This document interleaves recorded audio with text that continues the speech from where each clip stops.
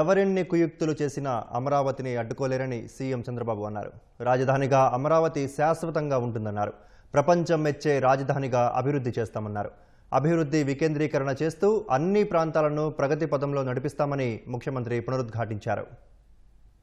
ఇదొక లెగసీ సమస్య. నాకు అమరావతి ఎన్ని నాటకాలు, 3 ముక్కలాట ఆడారు.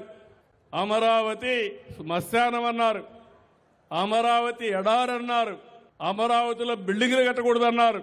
ఆ రోజు మీరు చూస్తే ఇప్పటికి కూడా మీరు గుర్తుపెట్టుకోవాలి, మీలో కూడా అలాంటి స్ఫూర్తి రావాలి. నా మీద ఒక నమ్మకం. నేను ఒక పిలుపిచ్చాను, ప్రపంచంలో ఎక్కడా జరగలేదు. 29,000 మంది రైతులు 33,000 ఎకరాల భూమి స్వచ్ఛందంగా ల్యాండ్ పూలింగ్ లో ఇచ్చిన ఏకైక అమరావతి అని కూడా మరొకసారి తెలియజేస్తున్నా. అలాంటి ప్రయోగాలు చేస్తే నిన్న మళ్ళీ మాట్లాడుతున్నాడు, అమరావతి లాభం లేదు, నేను అడ్డుకుంటానని. ఎంతమంది అడ్డుకున్నా మన రాజధాని అమరావతిగానే ఉంటుంది. శాశ్వతంగా అమరావతి ప్రపంచం మెచ్చే రాజధానిగా తయారు చేస్తాం. అన్ని ప్రాంతాలను అభివృద్ధి చేస్తాం.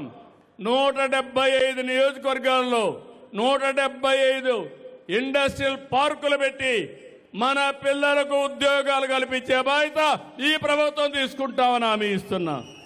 ఇలాంటి సమస్యల్ని ఇప్పుడు కూడా మాట్లాడుతూ ఉంటే ఏమనాలో నాకైతే అర్థం కాదు. ఎవరైనా సరే బాధ్యతగా ఉండాలి.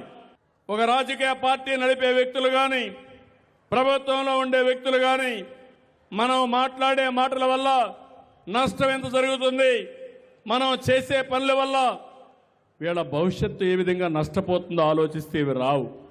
కానీ ఆ విధంగా ఆలోచించకుండా ఇష్టానుసారంగా ఇంకా మాట్లాడే పరిస్థితికి వచ్చారు.